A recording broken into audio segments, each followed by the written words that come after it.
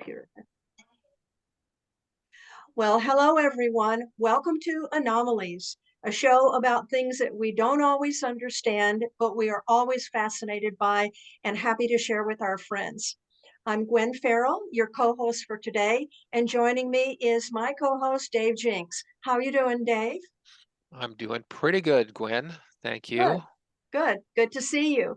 You We have a too. special guest today, Kevin Briggs, who has a fascinating story to share with all of us. Hi, Kevin.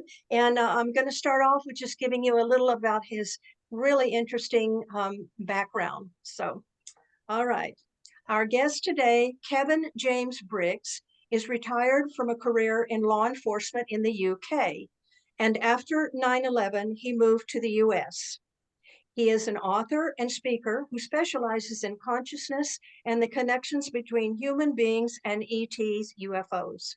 His recent book entitled Spiritual Consciousness, A Personal Journey covers 57 years of his experiences of ET contact, UFO connections, and the paranormal.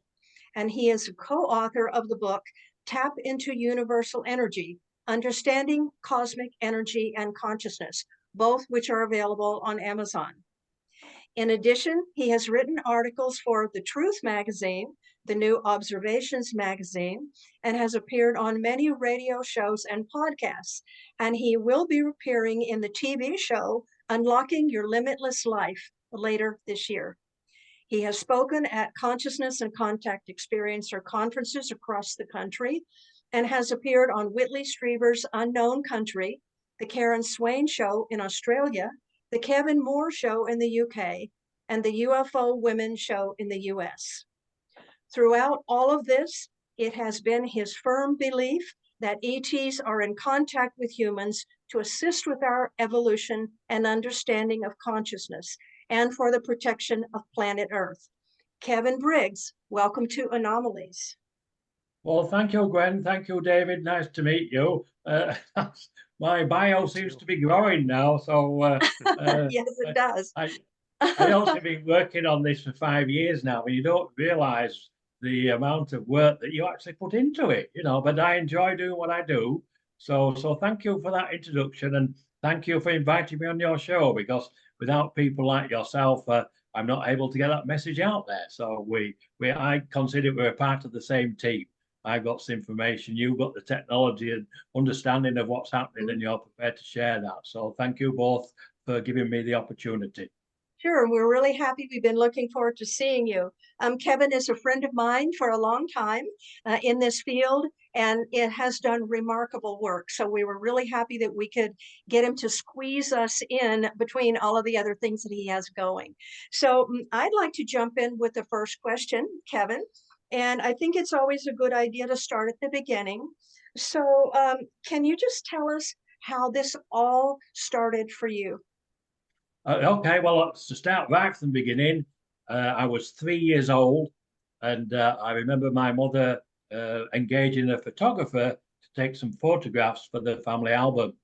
The photographer arrived, and I'd had my hair washed, and she'd knitted a new green jumper for me, or cardigan for the occasion, and I was lifted up onto the dining room table, and from that elevation there, I looked around the room, and I realized that my conscious energy was in a physical body again. And I was like two people. I was a physical body, and then I was the conscious energy within the body actually looking out. And that was an experience that continued for me for quite a number of years, where I was looking out. I was aware of the physical and enjoyed the fact that I was back in the physical. So that was the beginning of my journey. So very interesting. We know that you've had a lot of experiences since then, and I think some of them have involved remote viewing and things of that nature. Could you share those with us? Yes, I can do. Perhaps if I moved on to the, it's not really remote viewing, but when I was 8 years old, just continuing on the timeline, as it were, in chronological order. When I was a child, I was always sensitive to the frequencies that surround us. And say a deceased person entered the room, I would feel those frequencies. I didn't understand it then as a child, but I do now, the different levels of consciousness have different frequencies. So I was always able to detect when these deceased people came into the room. And on this occasion, I was taking a bath at home, and I felt the change in the frequency in the bathroom. Two beings appeared, frightened me to death at the time, one male, one female.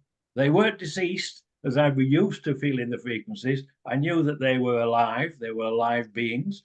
And I say one male, one female, both very attractive, both with long blonde hair, wearing a tight-fitting blue jumpsuit type garment. And they had deep blue eyes, and they were speaking telepathically to one another, which I could understand. And I know that who they are now. I'm still in contact with them to this day. The male, his name is Ort. The female, her name is Dee. And Dee questioned Ort and said, "Is this the boy?" Ort said, "Yes, this is the boy." This was all telepathically. And Dee questioned him again. She said, "Are you sure this is a boy?" And he said, "Yes, this is a boy." And then she said, "But look at him. He's small. He's uneducated. And he's frightened by our presence." And she was correct. I was terrified. And Ort replied, "Yes, this is the boy. I will guide him. I will teach him." There was some other information within the conversation, and then they left. And as I said, I was so frightened I dare not get out of the bath. The water went cold. I was shivering. My mother came in to see why I was still in the bath. I told her about the two beings, and she said it was just my imagination. It wasn't. I'm still in contact with them to this day. And Ort was true to his word.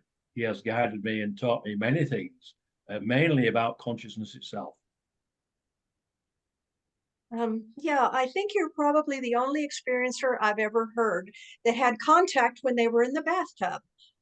So that's just another unique part of your story that you have. So I'm going to turn this over to David. I'm sure he has some questions. Oh, so many already. It's been 5 minutes. Let me go back to your terrestrial world here. You were in UK a law enforcement, is that correct? How Yes, long? that's correct. That's correct. How long? What did you do exactly in that capacity, and how long? In that were you- capacity, I was 20 years a police officer, and I did various factions within the police force. I was a uniform driver in the marked police cars. I was a community constable at one stage. I worked plain clothes attached to different groups like the drug section and the burglary section, just as a secondment for 1 or 2 years, and just general police duties. But I did enjoy being a police officer. When I got the opportunity to retire, we moved over to the US, and I now live in Florida. Well, I like to I like to establish credibility in cases like this. Most of our guests, you kind of talk about some pretty bizarre things. We love to hear it, and part of the process of gaining that credibility is to tell what you did in your quote normal life. And I think 20 years as a police officer around a profession where you look for evidence, you gather it, you analyze it. I would suspect that through that experience, you're very good at analyzing and collecting and telling what's real from, the difference between what's real and what isn't. How have you applied that knowledge to your own experiences? And what difficulties have you had, if any, in trying to do that? Okay, well, I think being a police officer taught me communication and taught me about people, individual people, the psychology of people. So that's fall on my skills that I had as a police officer. If you went to an incident and it was violent, you had to speak to people. You had to take control of the situation and hopefully calm the situation. So I think and then the investigative side, collecting information, being meticulous in the information and the recording of information as well. So I think all those skills I learned as a police officer have come to fruition now and allow me to communicate comfortably with people and ask questions and be particular in the information that if you ask me this story, you can probably watch this on several podcasts and it's all the same because I remember all the experiences that I had. And I think that's important with the credibility in relation, because what you said there, David, what your guests speak about are way out, and not many people understand it. So you cannot be continually changing your story. You have to have a record of it, know what you're talking about, and be comfortable repeating it.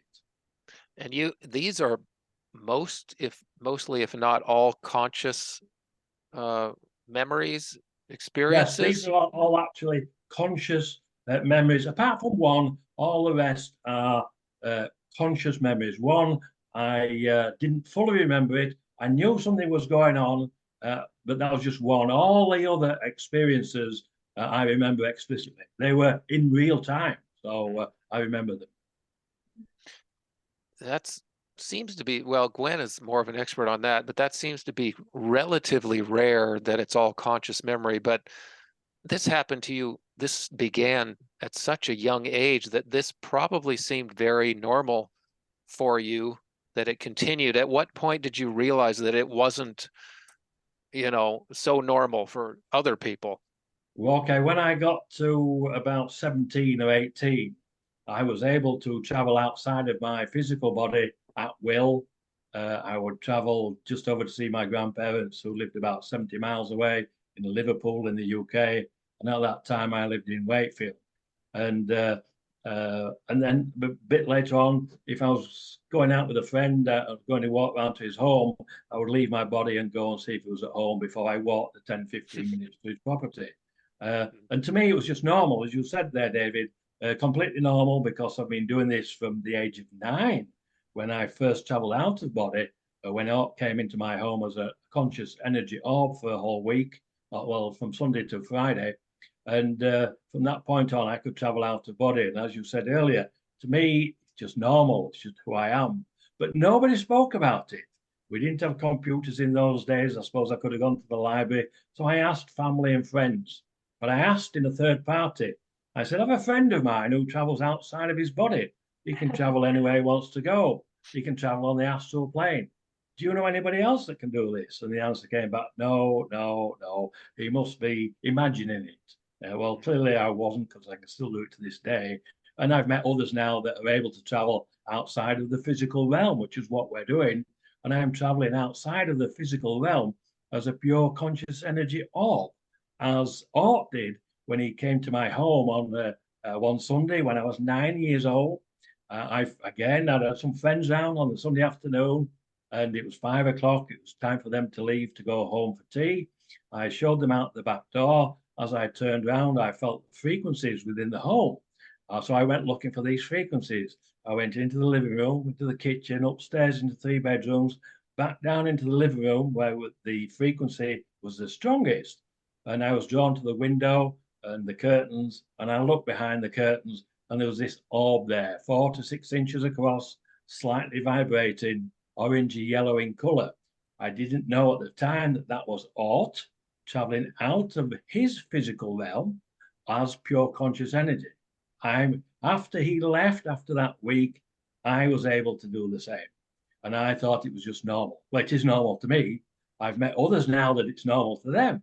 But at the age of 17, 18, I was still trying to find information. So is this, these abilities, are they, in your estimation, are they inherent in you? Well, I should say inherent in all of us, but in yourself, and can they be taught, say, by you to me, for example? Or is there something that's in the genes, in a lineage of some kind? You mentioned that your hosts, or these beings, referred to you as the boy, right? This is the boy, which suggests, and it's very consistent with other guests and other evidence that we've seen, the guests that we've talked to, that there is some lineage. You have to be careful to avoid the whole "I'm the chosen one" thing, because we've talked to a lot of people who say that, and I can understand why they would think that, because in some sense they are. But how do you feel about that whole thing? There's a lineage, it's inherent, it's latent in us.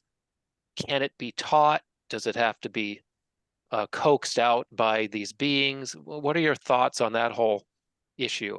Okay, well, I'm certainly not a chosen one. I think we all have these abilities. We just have to be taught them or to develop them. I mean, you cannot fly a 747 jet without being taught how to fly it.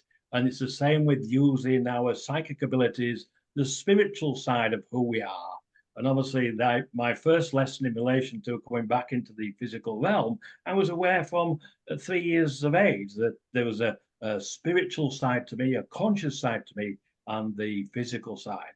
And we tend to stay in the physical realm and don't stray outside that. And we're not taught these things. But I'm sure I've got friends that teach remote viewing. It's quite common now. I know people that travel outside of the body. It's been studied. But I'm no different from anybody else, other than I had a teacher. I think when Orc came to my home for those 4 or 5 days, Sunday to Friday, he activated something in my DNA. Our DNA are encoded with light frequencies, and these can be activated. They can be activated by the higher conscious beings. And I suspect our own energies, because we are energy light beings, really, when we're in the proximity of others, then we can activate some of their genes as well, just by the frequencies that we emit.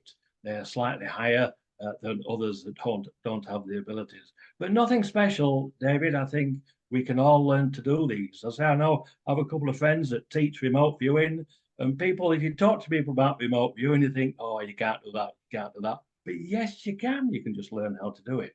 And it's the same with traveling out of body and traveling as a pure conscious energy orb.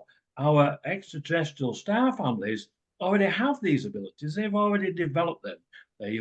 They travel out of body as pure conscious energy orbs, which we see all the time. People report on seeing these orbs traveling about. Well, these are another modality of contact and travel. There are many modalities that consciousness use for communication, for travel, for healing, for education, for creation and co-creation. And when we understand all these, then we will evolve as a species and use these abilities to improve our lives here, to connect to the galactic star families, which we are a part of. Anyway, we just need to learn to communicate with them at their level of consciousness. Unfortunately, I've been educated to that level, but I'm sure to assist with the evolution, with the transition between our ET star families and our earthly families here. Mm-hmm. Yeah. Well, let me throw the questions back to Gwen. I've got a few more key ones, but I want to let her get in here. I'm sure she's got several. Oh, yeah. Many questions. I was going to ask you, I think you've already answered one, but I'm sure you're aware, we find in this field that many contacts are intergenerational.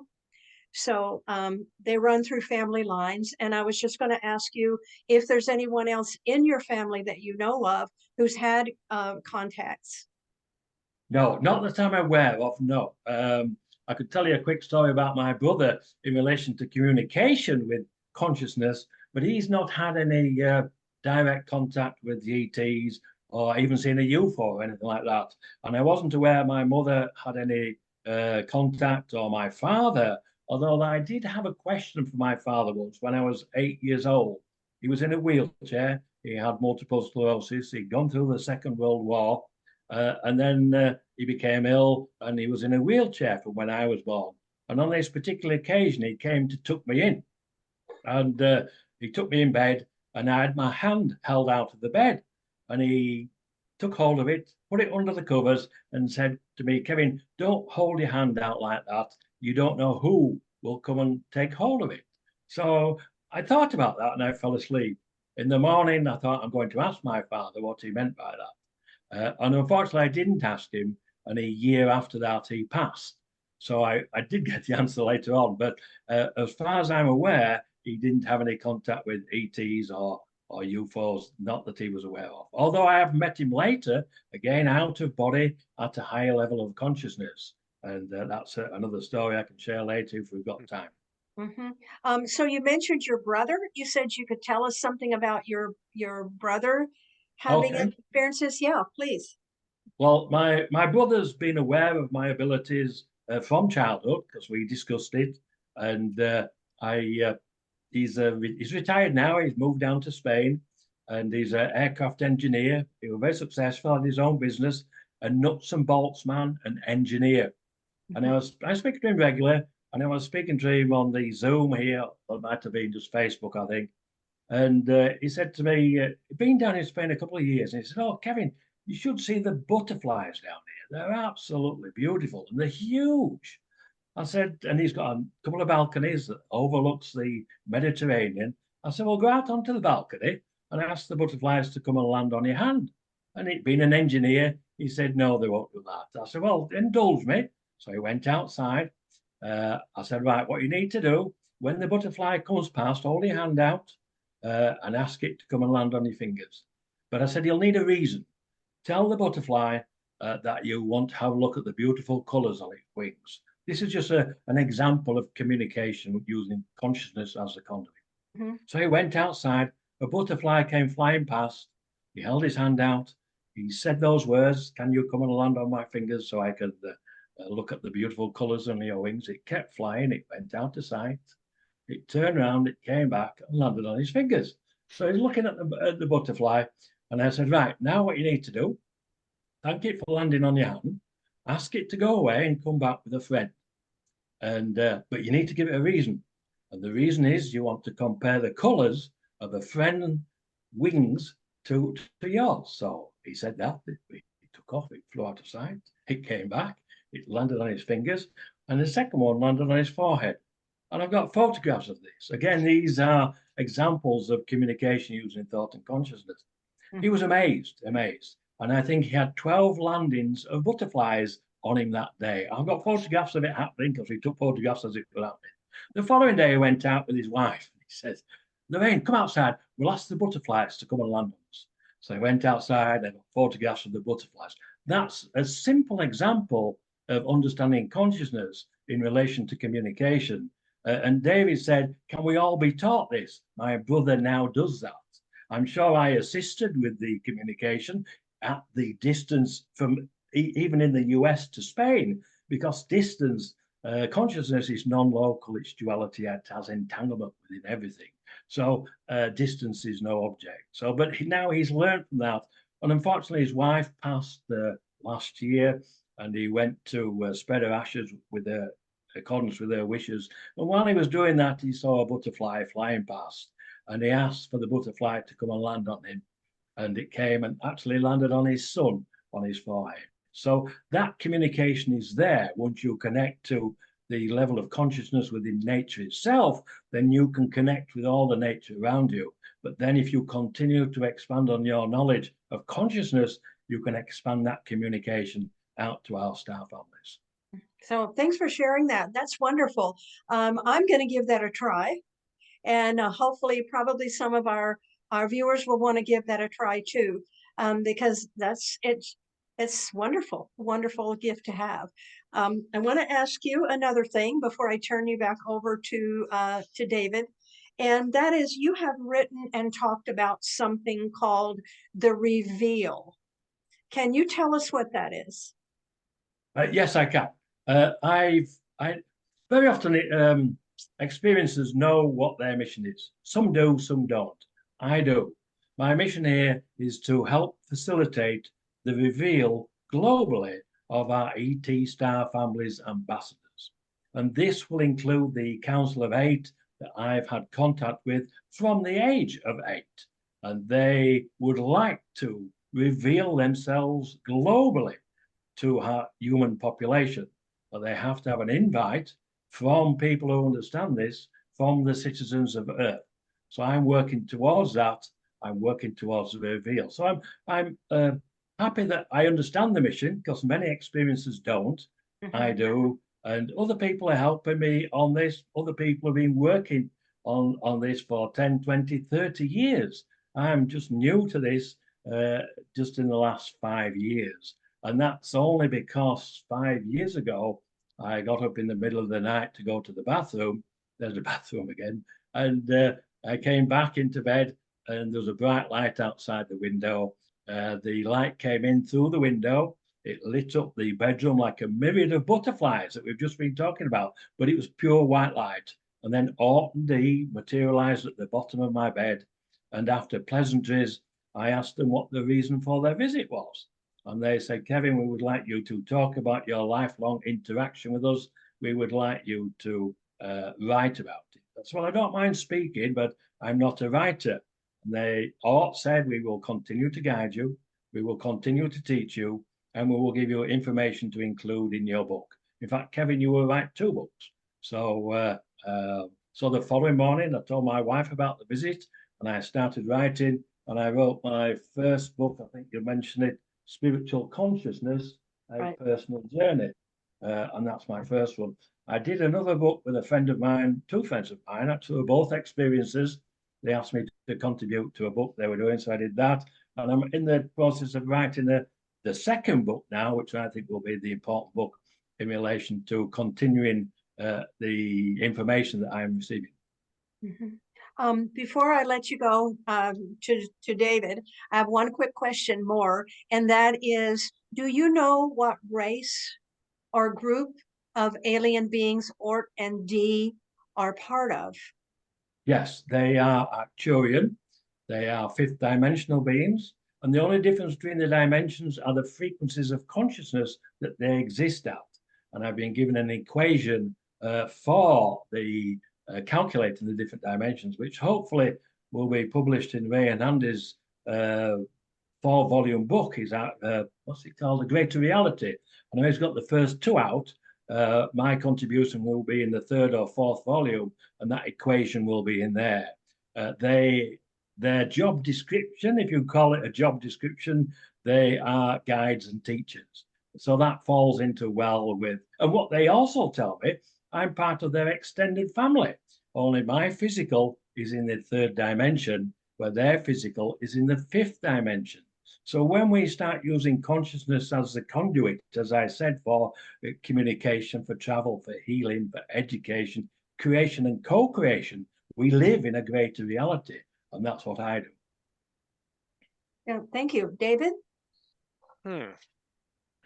Well, let's see, Kevin, you mentioned the Council of 8, which is a place we definitely want to go here. But before we get to that, I want to ask, in general, these beings, are they, I understand that if they're in different vibrations, different dimensions, it's kind of hard to tell where they're from, so to speak. You said Arcturus, right? They are Arcturian from Andromeda. That's what. And yeah. Okay.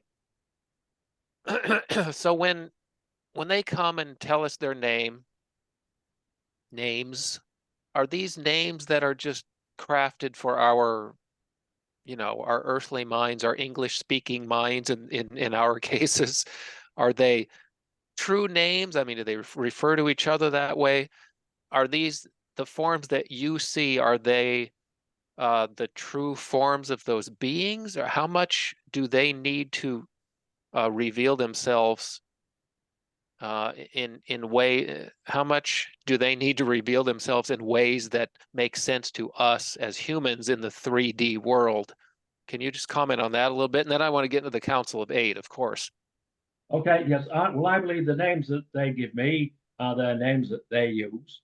I believe that the lower vibrational frequencies of the different levels of consciousness within that reality, just our reality in the 3rd dimension, Alt D in the 5th dimension, just a little bit higher frequency, just like turning the dial on a TV, an old TV or a radio, you tune into that different frequency.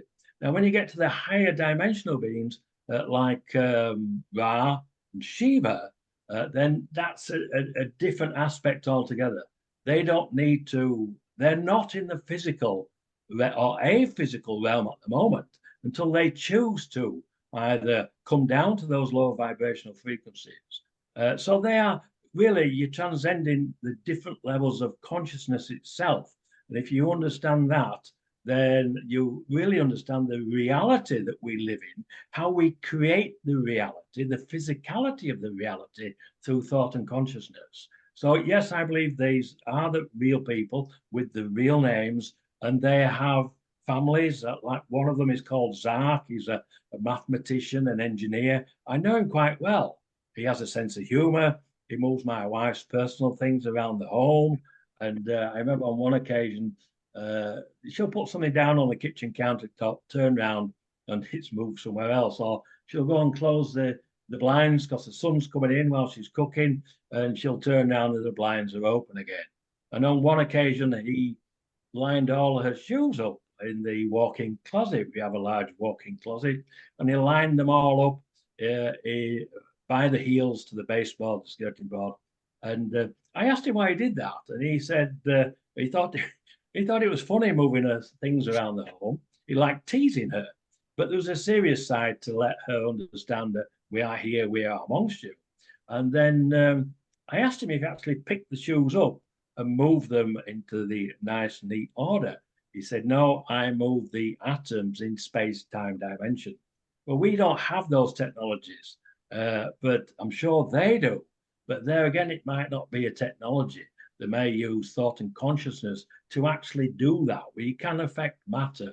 We can affect atoms. The power of consciousness is tremendous, really. Yeah. That brings up another thread that we see consistently running through our guests' testimony and experiences, and that's that there's this trickster element to the universe, this kind of universal creativity, this creative force. And it sounds like what you're describing there in this little anecdote is, again, that trickster element. There's a sort of a delight in fooling humans, or maybe fooling each other, as a creative process, but also, as you've mentioned, as a teaching tool, a very non-threatening way to say, hey, look, there's something more important under this reality that you're stuck in. It's a creative force that you should learn to use and at least recognize. Is that kind of what's happening here? And then you come from a region that has, centuries of lore about gremlins or gnomes or all the other fairies, the various types of trickster elements and characterizations of that force. Can you talk a little bit about that? And then we'll get to the Council of Eight, but let me know what you think about that connection, potentially the creative force. Okay, yeah, well, the creative force is consciousness itself, and that is part of understanding the creation and co-creation side of it. Once we understand that, then we can create or co-create timelines, co-create the reality. So if you want to create something, if you understand thought and consciousness, then you can create it. And what we're doing at the moment within the exo conscious community is creating a new timeline, because we have an understanding of it. We have an understanding of consciousness in creation and co-creation. And I was shown once an example. I was traveling out of body, and I went to another planet. And on that planet, there was a young lady. She must have been 18, 19, possibly 20. And she was stood on her own. This is an example, an experience that they give me. They don't sit me down in the classroom and teach me. They'll give me an experience. And I spoke to this girl. I said, she had a number of small rocks around her feet. I said, what are you doing? She says, oh, I'm creating. I said, oh, what are you creating? She said, I'm creating rocks. I said, oh, and how do you do that? She says, well, I think about it and I can manifest the rocks. I can create them. And I said to her, are these the rocks you've created? She said, yes. But she said, I'm new to this. I'm just learning. You should see what the masters do. They can create planets. They can create stars. So that was a lesson. I didn't fully understand it then because I didn't have all the information. I do understand it now, that consciousness itself, I know really now that consciousness is a true life form within the universe, and the manifestations of the reality are for the learning of consciousness itself, for the experience of being conscious. And that's the key. And once we learn that, it opens up all these different doors to us for creation, co-creation. And that's just one small aspect of it. But that was an example I gave. But the young girl, she was in awe of the fact that she was being allowed to create these rocks. She was in awe of her teachers who are able to create, but they will be the really high dimensional beings and ninth dimensional beings who are the creators of planets and stars and things like that. But then it shows the energy that the planets are stars. There's conscious energy in all matter at a subatomic level, at the quantum level. So that makes everything conscious. Even a rock itself is conscious because conscious energy are light frequencies at the quantum subatomic level. And when you realize that everything is created out of those frequencies of light, then it opens up again. We keep going back to this greater reality of consciousness itself. So, okay, one last thing, because you touched on so many interesting topics there, and it should be quick because it's just about the fundamental timelines of of reality. I'm sure they've told you the answer to this, right? But you mentioned quantum mechanics, how underlying is consciousness, but can you talk about time moving forward, or at least it's how we perceive time, potentially branching off into infinite possibilities? Is that how we live our lives? Are we constantly branching off into a new version of reality at every moment, such that if we make a decision or an intention, take a direction in our life, that we are literally branching off into different versions of reality? I mean, I know there are more scientific models and more scientific ways to say that, but I'm always interested in getting the conscious side to match or merge with the scientific consensus about things. And I think that's kind of where they really will meet, in those sorts of models. Can you talk about that, branching off timelines? I think I would agree with you. I don't know a great deal about that, other than from my own reflection of what I do, is what you are really saying. If I close the computer down now and stop talking to you, am I going on to another timeline? I suspect I am. I don't have any evidence of that, but I know that we can create the timelines through thought and consciousness. So really, is there no time at all? There's only the now. The past, the present, and the future are all now. This is it. I'm not certain. I don't know that. They haven't gone into that with me in relation to time. Just really consciousness itself. The main points will be that it's in all matter. It's light frequencies. It's encoded within our DNA, can be activated.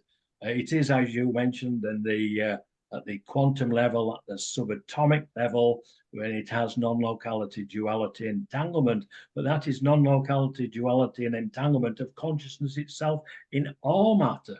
And that's what allows you to do the out-of-body travel. That's what allows you to do the remote viewing. So what is reality itself? Consciousness, I see it, is fluid. In fact, sometimes I can connect with all the group of council of 8. I just relax, I open my mind, and I see them as pure conscious fluid energy. And they'll be stood in, say, a semicircle. And if they want to speak to me, one will step front and center, communicate telepathically, then step back and do that. But then I've had in the past all 8. I went looking for them one day out of body, traveling myself looking for them, and I couldn't find them anywhere. I came back to my body, I woke up in bed, and all 8 were looking down at me from the ceiling. And I was quite annoyed with them because I'd been out looking for them and I couldn't find them. And I said, I've been looking for you. I couldn't find you anywhere. And they said, yes, we know, Kevin, that's why we are here. And on that occasion, next to them was a full-size mothership. And I said to them, how can all 8 of you appear in my small bedroom? How can you have a mothership in my small bedroom? And they explained time dimensions to me. I didn't understand it. I don't think I still do. but they were certainly there within that moment in the time, in that reality. It was just an amazing thing to see, really. So, yeah, perhaps those thoughts are so important. They are so creative, but we don't realize. So this Council of Eight, somewhat akin to maybe the United Nations, although hopefully much more coordinated effort. Can you describe them, who they are, where they're from, how they decided to form this group, what the mission is, as far as you know, the answers to any of those questions? Okay, well, perhaps I should start when I first met them. Obviously, Ort and Dee are two members of the Council of Eight. I met them when I was 8. When I was 14, I had a paper round. And when I went out of my home to collect my papers, very often a UFO would appear above the home. I would look up and see it. And as I'm walking down to the paper store to collect my papers, a second UFO would appear. They would follow me around the paper round. And then when I'd finished, one would go straight up into space, and the other one would usually turn around and go back in the direction it had come from. And on one occasion, I plucked up courage because again, I could feel some frequencies, some vibrational frequencies behind the hedge, behind the wall. And I said, I know you're there. Can you show yourself? And these two small greys came out of behind the wall or hedge. And I said, oh, what do you want? I wasn't frightened by them. And they said, oh, there's a group of people that want to meet with you. Would you come with us? Would you be prepared to come with us? I said, well, I've got to finish my paper round and I've got to go to school. Said, well, we'll have you back in time for school. And I'd nearly finished my paper round anyway. So I finished my paper round and I agreed to go with them. I was taken to a large mothership, and I only realized it was a mothership because of the size of the hangar. When we got out of our small craft, it was the size of a football field, a football stadium, really, and this was just a hangar. And inside there are all these different craft. And I'm walking towards the main entrance to a corridor, and there was a small grey working on one of the craft, and he waved at me, so I waved back just to be polite. And I met him later, and I know quite a bit about him now. And I was led down into an amphitheater, and at the front of the amphitheater were 8 beings sat at a table. The first 2 were Ort and Dee, then Anna, Zark, Ra sat in the center, Tag, Chica, and Orla, all different beings. Obviously, I'd met Ort and Dee before. This is the Council of Eight that I've come to know over the years. And I know that they represent this quadrant of the galaxy, because they've told me that. Tag told me he's responsible for the security of this galaxy. So, and I suspect there are many councils, and you mentioned the United Nations. I didn't really, when I was there at age 14, I thought I was just there as a human specimen to be paraded. And I was introduced to each one as I went down the line. But I realize now all the people in the audience were the delegates representing the different communities, the Star Families communities, as we would have with the UN or the Congress or the Senate here in our own political systems. So it's very similar to that. So I suspect there are many. I'm just in contact with this one group of 8, and they're helping me with the reveal. They want to reveal themselves globally to our politicians, to our governments. But now they have tried that. They may ask for me to contact the United Nations on a couple of occasions. I contacted the Nicholas Hedman. He's the chairman of the Outer Space Affairs Committee in Vienna, and asked him if there was a protocol in place to receive the extraterrestrials. And he did respond on a couple of occasions. And he said, if advanced extraterrestrials wish to communicate with us, we do not have any protocols in place at this time. I've got the exact emails, the exact verbiage, but so yeah. And then they asked me again to contact, and I contacted Nicholas Hedman's office again with a specific time and date when they wanted to meet. And this was quite interesting because I emailed again with this particular date and time. And then I was contacted by Terry Lovelace, a friend of mine. And he said, Kevin, I've been given exactly the same information as you. I said, well, I've written to Nicholas Hedman in Vienna, and I've written to Dr. DiPippo in Washington, D.C., who runs the office there. And Terry said to me, well, I know Dr. DiPippo, and I will write to him supporting what you are requesting, saying. We didn't receive a response on that occasion. I'm not surprised because we gave them a specific time and date when the group of 8 wanted to meet with our United Nations. So now they've changed tack, and now the request for the reveal will come from the citizens of Earth. And there are many groups now reaching out, many groups doing C5 groups. I know a friend of mine, Costa McCreese, he has over 1 million members within his C5 groups globally. And I was listening to your chat yesterday with Steve Bassett, and I found that very interesting because he mentioned, I think he said 1.5 billion people globally on Twitter. If that's the case, what a great form of communication for people to reach out as a single entity using Twitter as a communication, using thought, using consciousness. And 1.5 billion would change the direction of consciousness, change the reality. So by listening to your podcast yesterday with Steve Bassett, that sort of lit me up into how do I get out to more people? I speak to many on podcasts. Probably one of the biggest one I had was with Jeff Mara. 27,000 people watched it. So people are interested. They're interested in the reveal. They're interested in the extraterrestrials. And it's up to us as individuals, as experiencers, to move forward with the knowledge that we have and work towards creating, co-creating the reality that we desire for our children, for our future generations. And this new reality that we are creating, co-creating, will include our ET Star Families ambassadors. So we are well on the way now to creating that timeline again. And that's the key in relation to understanding. And a small group of people can do that because they can effectively change the timeline itself. And there's always been 2 timelines here on planet Earth, and they run side by side. Sometimes they come close together, sometimes they separate. The Hopi have a prophecy with the 2 timelines that humans will become extinct, or the other timeline they will continue on and move towards the golden years for humanity. Well, I'm working with others to move towards those golden years. And maybe they will still be 2 timelines.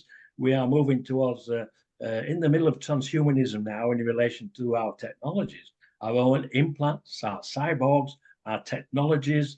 We will be able to improve ourselves with all these additions that we can insert into our bodies, or we can evolve and develop like I have done and use thought and consciousness again for that communication, travel, healing, education, creation, and co-creation. And when we do that, then we are evolving as a species. So it may well be there will be 2 timelines. The one where I prefer, the latter one, and the one that probably others prefer with all the technologies and being dependent on those technologies. And they may run side by side for a number of years, maybe thousands of years, I don't know. But certainly interesting and exciting times, David, in relation to all this knowledge that we've been given by, when you speak to many experiences, probably more than I do. And so you've got a bigger picture of what's really going on. You've got all the information, or a lot of the information, and you can put it together. I feel that I have just a small piece of the jigsaw, but when it's added to the rest of the experiences, then it makes for a full picture. Well, thank you very much, Kevin. I do want to ask you a couple more things before we close today, but I know that you created a document. I don't recall the name of it, but it is something that you have available for anyone who would like to get it. And this is something that, can you talk just briefly about that and tell us how, if people are interested, how they can get that? Yeah, so they can ask me for a copy of the document. It was a document to petition the Secretary for the United Nations in relation to having a mandated protocol implemented to receive the extraterrestrials. I have a friend who has direct contact with the ambassadors within our UN, and they've said that if we can get sufficient people that are interested, that are making the request for a document to receive our ET star families, then they will be interested. Otherwise, they're not going to discuss it. So I started that document, and I've only got, I think, 200 signatures so far. But I'm happy to share it with other people. I have one, also one on change.org, another petition on there outlining the same thing. So if anybody's interested, they can contact me on my email, which is kevinjamesbriggs@gmail.com. I'm also on Facebook. So yeah, just reach out to me. I'll give you the information, and if you want to sign, then you can do. Okay, thank you very much. Yeah, it's a fascinating movement and wonderful to be a part of. So before we go, I would like to ask you a question that we often ask our guests here, and that is, looking at your life experiences and what you know of what's going on in the world today, how do you feel about the future of humanity? Say 10 years, 20 years, 15, 100 years down the road. You've talked about the timelines that you're working towards, but in general, how do you think we're doing? That's a big question. There's so much going on in the world at the moment. We've always had conflict, but I'm very positive for the future. My ET star families are very positive for the future, and they do like to be asked. And the more people that understand that we can reach out to them, and they're prepared to share their technologies with us. They're particularly concerned about the pollution on our planet. They're very concerned about humanity. We just have to reach out to them, and they're prepared to share their technologies with us. They're prepared to share the technology to help clean up the pollution from Fukushima. I mean, who wouldn't want that? But we have to reach out. But we have to reach out globally. It cannot be left to one person or one group or a couple of small groups. We have to do it globally. And that's where we need to reach out. But yes, I'm very positive. I've been told that we are moving towards the reveal. I haven't got a specific date. We are moving towards the golden years for humanity. And it may well be that there will be two timelines, two Earths. I think Dolores Cannon spoke about that. I haven't heard her speaking about it. Someone mentioned it the other day. And that might well be the same with this. We will have two timelines. One where we continue down the road of wars, famine and poverty. And on the other side, where we move towards the golden years. And the two Earths might run along a parallel, side by side. So, but from my perspective, I'm very positive, and I'm receiving more information just this week in relation to my ET star families, what they're asking me to do. So, and there are many working towards this, many. So, yeah. Well, thank you. That's what we like to hear. Positive messages. And so, David, did you have anything else that you want to ask or add before we let our guests go today? Well, I think we'll just keep up with Kevin's ongoing research, his experiences, and I sure would like to get updates whenever possible on what the Council of Eight tells us, any positive or negative developments, of course, because I think we all here, and definitely the guests that we talked to, we're up, this I think is interview 122, I would say that virtually all of them agree that we need to focus on this and make it be a positive outcome, because I think it can go two ways. Mm-hmm.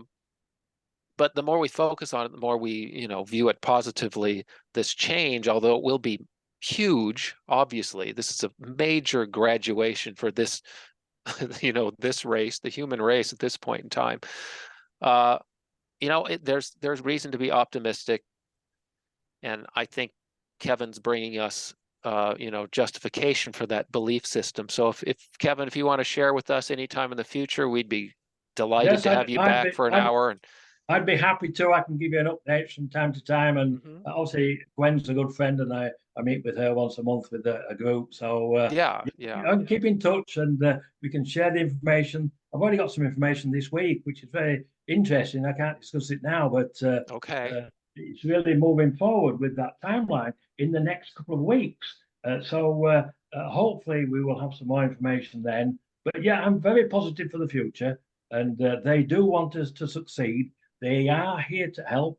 I know there are the evil ETs and the bad ones. You know, there's bad, evil humans. So it's the Yeah, same that's throughout for the sure. universe, I'm sure. But the people I meet are all positive. They're moving towards it, and with help from David and Gwen, we will achieve what we need for our future generations, for our children. That's what's important.